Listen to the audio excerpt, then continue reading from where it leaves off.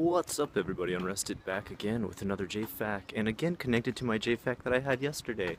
I had an awesome response to my being stopped by the cops in Japan video, but during that I mentioned about how I had played in a death metal band, and right away everyone started sending me messages about, what if you have a band in Japan? What is it like? What do you do? Like, where's the studio? How do you book shows? So I thought, wow, I just opened myself up to another JFAQ from a question within a JFAQ. Funny how that is. Very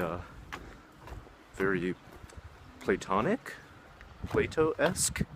How do I say? Anyway, moving on from there, let's just jump right into this JFAQ. What I'm going to do is just use my own experience of being in a death metal band to tell you what I know, at least, about having a band in Osaka.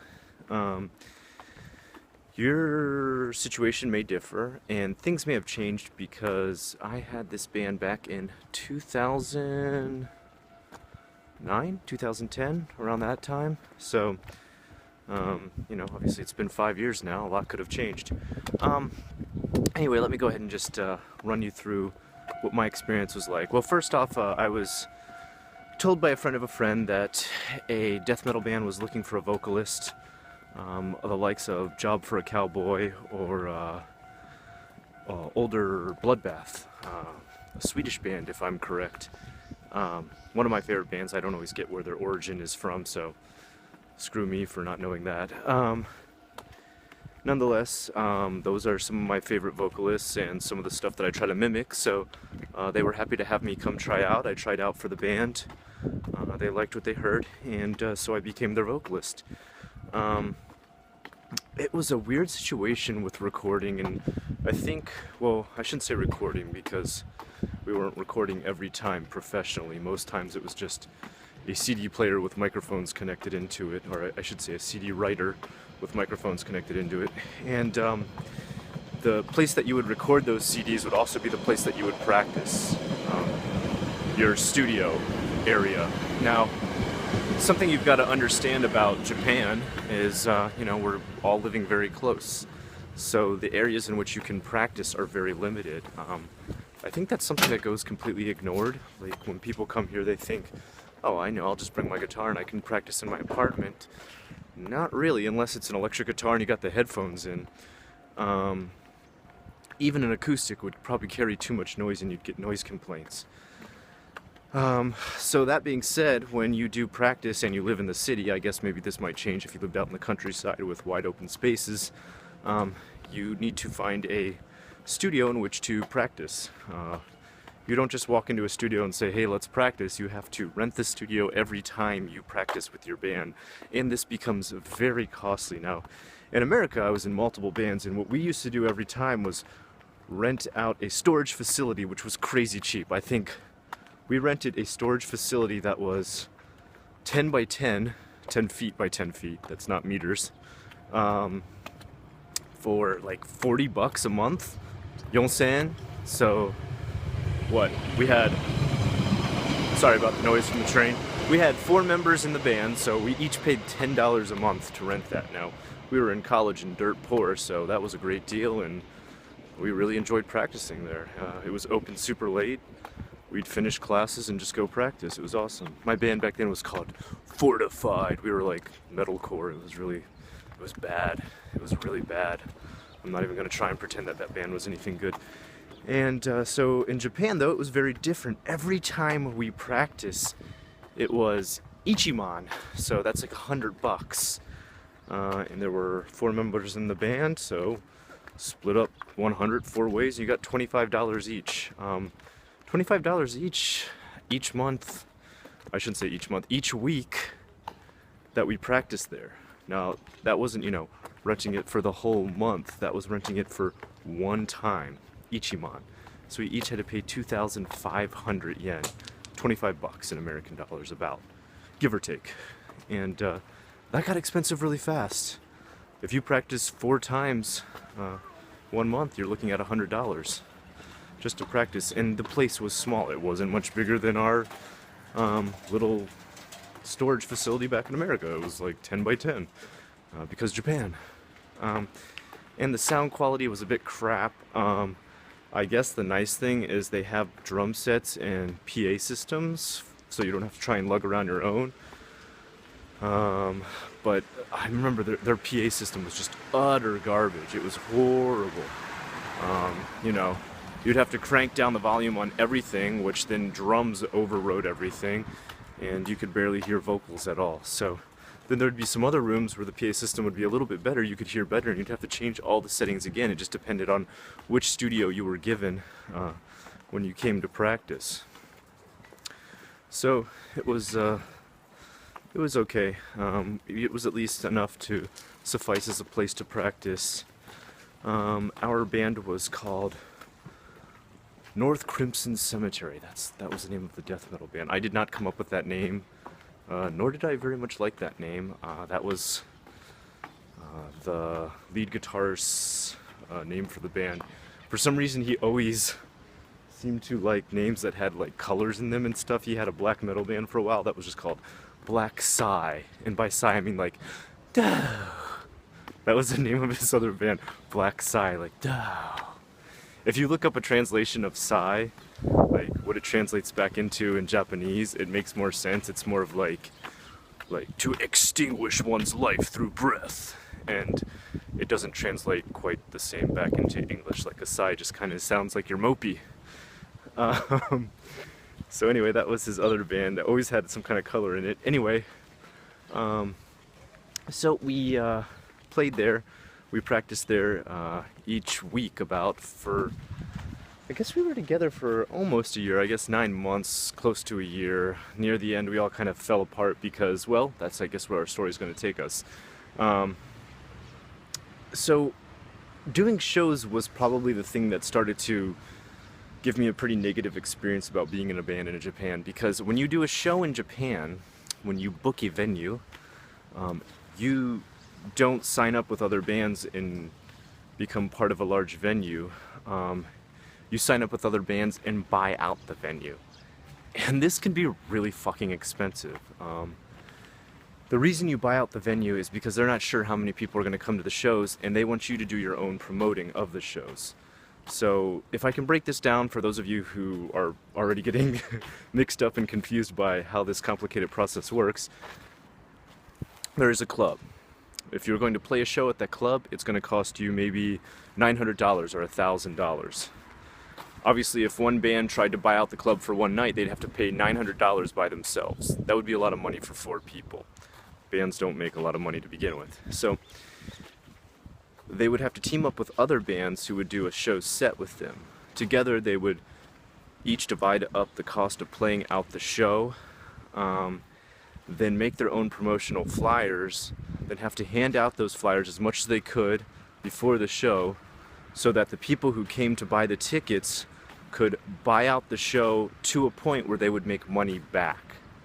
So anything that would go over that $900 from tickets bought out, which would of course be, you know, marked up more per person to make the budget go over whatever the $900 is, that's how much you would get back. So, and that's only if you got more than enough people to cover the cost of $900, which almost 100% of the time you didn't, unless you were like a mega popular band, in which case probably you have a record label who is then doing your promotion for you. So, kind of a catch-22 there, huh?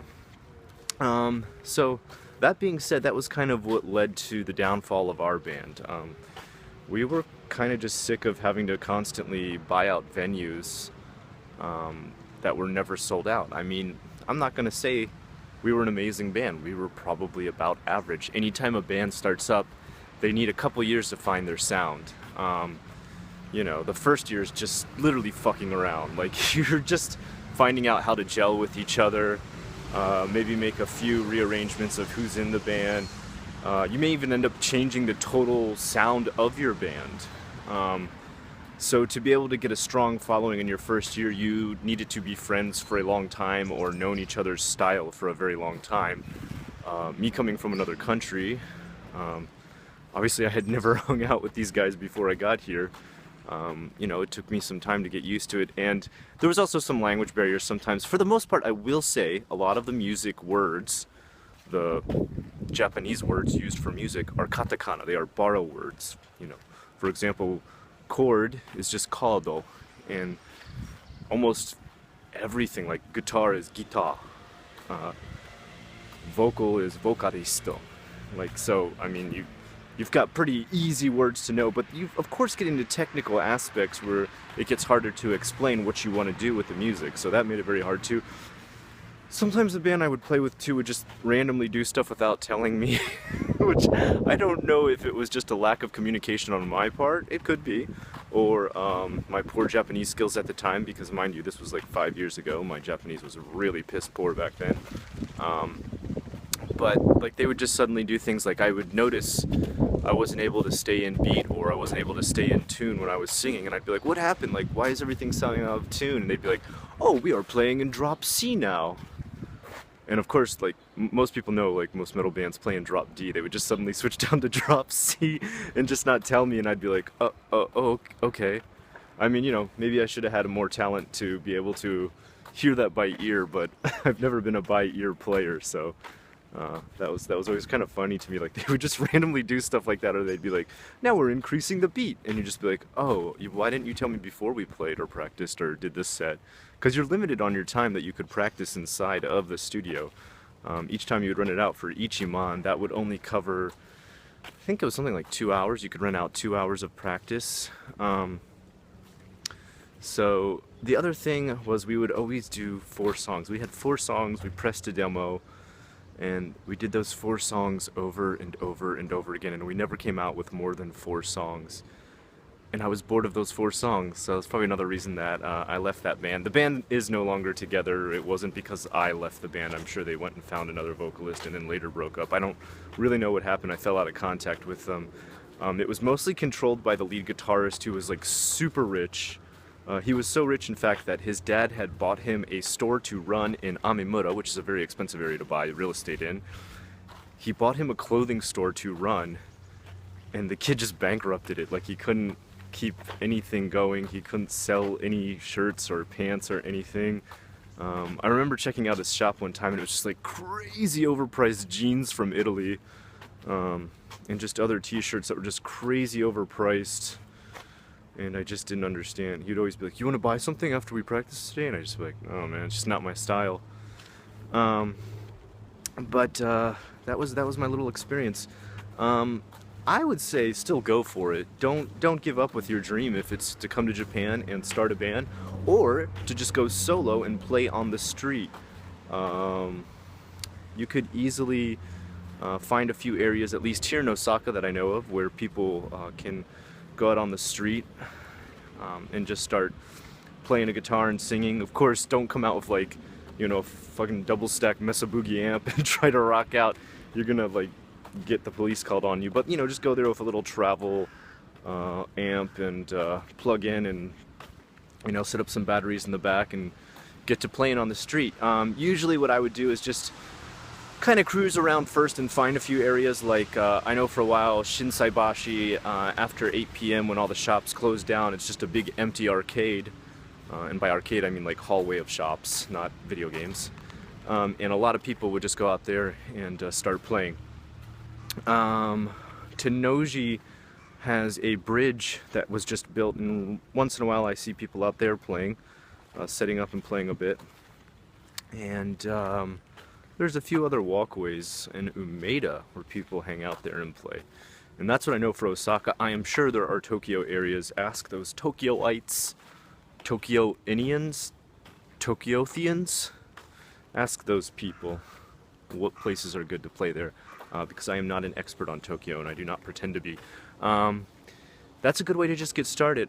You can put down a hat or whatever you want to collect some money. Most likely you're not going to be stopped, and if you are stopped, they're really like calm about it. They're just like, hey, can you not do this here? They're not going to be like, get on the floor and shoot you a whole bunch. That would be a ridiculous reaction. Sorry, I just cracked myself up with imagining the police gunning down a guy just for playing the guitar peacefully. You could just start out by doing that. I would highly suggest the solo project's a good one. I've actually wanted to do kind of my own thing of like a little bit of street performance, but I have no time, zero time.